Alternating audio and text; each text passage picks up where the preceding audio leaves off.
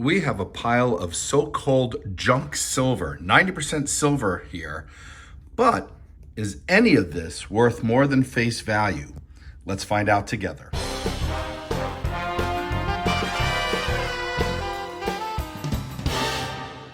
Hi collectors, thanks for watching. I'm the collector of coins, and at a recent coin show, this silver came to my table. We have walking liberties, we got a bunch of loose silver, we have Washington quarters, and we have Barber, standing liberty, and Washington quarters here as well. But the key question here is anything in this worth more than face value?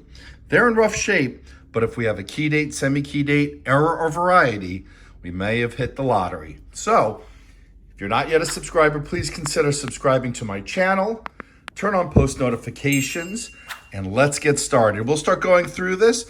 We'll look at the loose silver. We'll take a look at the half dollars.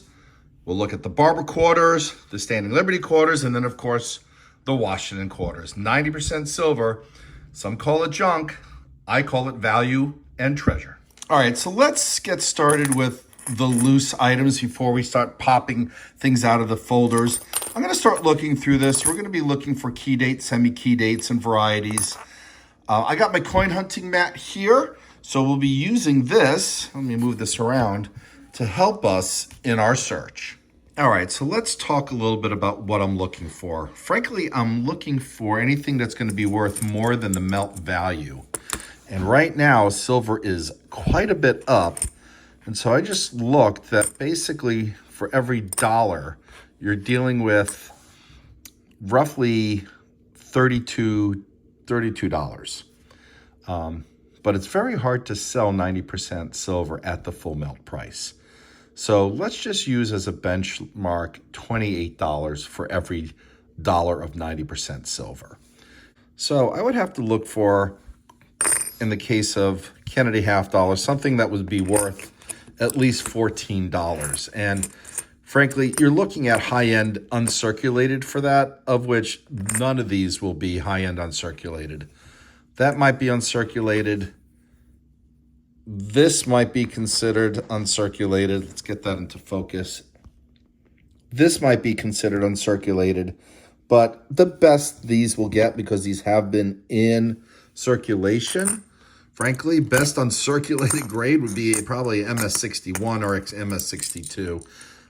Most likely, well, that one's, got some marks on it that show wear, so that one is definitely circulated, but none of these would actually be worth more than their melt value.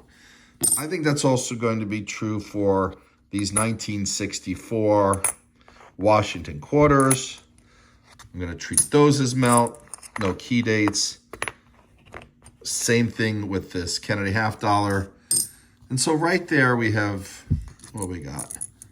$3 in silver times $28. Not bad. But we're going to take a look through these. And again, same principle. So I did look up this 1928 Walking Liberty half dollar. This is a San Francisco minted half dollar. In AG condition, and this is slightly better than AG. I mean, I would say straight up, if it wasn't for the significant rim dings, would be considered good. And in good condition, if someone needed it for their collection, they might spend maybe, I don't know, $20 on it. Unlikely. Most likely this will be sold to a collector at melt as well, because this is not an especially rare coin. So again, I'm going to treat this as melt. The only thing that really caught my eye here that I want to do a little more work on are the Standing Liberty quarters. I have an affinity for them. And in terms of the Washington quarters, I'm just looking for the 1932 D and S, of which none of these are minted in 1932. So this is another $1 in melt, $2 in melt. So we got $5.20 in silver melt. And let's look at these separately. I'm going to study these. These are all in AG or G condition, pretty low grade. I don't think these are going to be worth more than silver melt. Yes, well, and again, I might be able to get $1 or $2 more than melt if I tried selling these individually.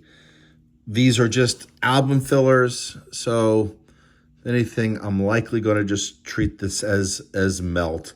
Now, I don't melt these coins. I do bring coins that have very little to no numismatic value other than the precious metal to a refinery. It is legal to melt silver. The only one that I might save from the refinery, and again, I don't know if they're refining them or they may be reselling them as well, is this one. This one might be very good, in which case it's worth a little more, but I haven't decided yet because we have a lot to go through. What I'm most interested in is, looking at the other quarters before we get into this album of half dollars. So let me grab that real quickly. All right, well, I'm going to look through these Barber quarters. Some of the Barbers can be pretty scarce in this condition. They're all in rough shape. So we'll take a look, and I'll bring you in if I find something that has more than melt value. So one of the things that I noticed is that we have a bit of a date run here. 1892, 1893, 1895, 96, 97. I'm looking at, underneath the microscope, 1898.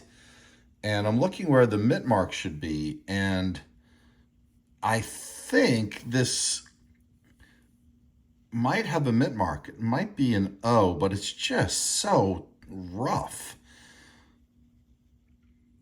So of the 26 Barber quarters that were in that album, there are 3 that I'm pulling out because I think they're worth more than melt value. This 1900, which is in AG condition, is minted out of New Orleans, and the values are rising on that one. That's worth maybe about $5 more than melt. This 1899 from New Orleans as well is worth more than melt. That one's in good condition. That's an AG condition. And this one, which quite possibly would be VG at best, it's probably an upper good, minted out of Denver, has more value than melt. So these I will pull out, and these are just frankly what people would consider junk silver. All right, I'm going to pull the Standing Liberty quarters out of the album next. All right, well, unfortunately, nothing special here. So, I'm really looking for condition at this point, and as well as scarcity. And I have so many Standing Liberty quarters that are in better shape than this, that these will just go into the other pile. All right, we got Washington quarters to look for.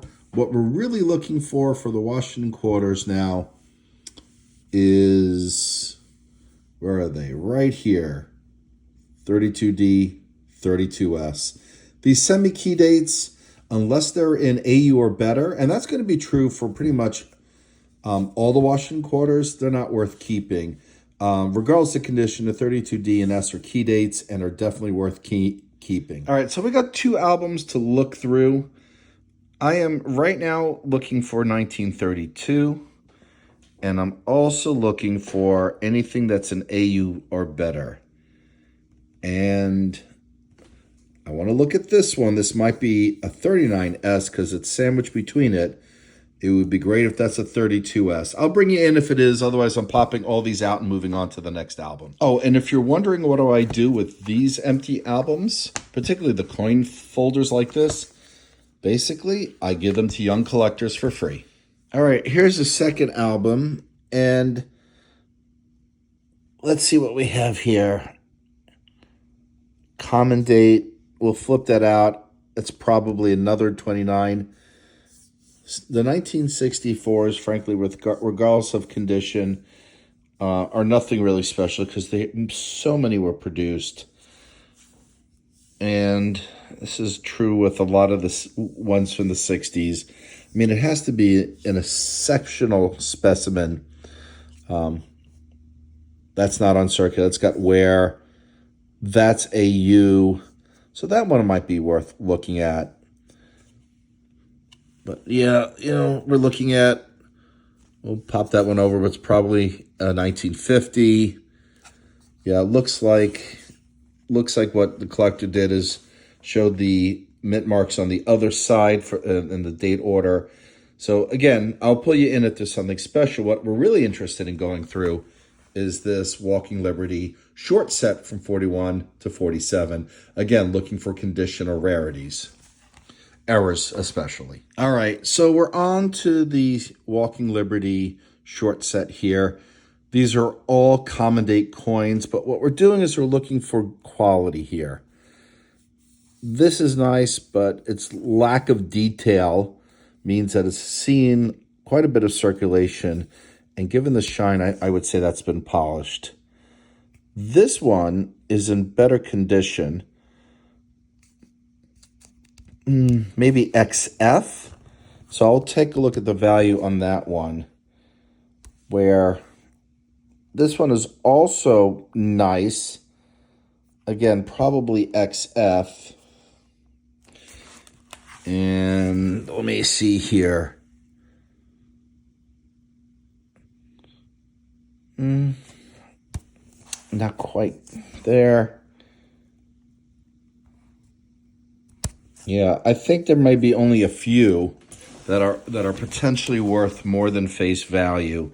So I'm going to look up these few and see if they are, and if they are worth more than face value, I'll pull them out. Otherwise, they go into this big bag of silver.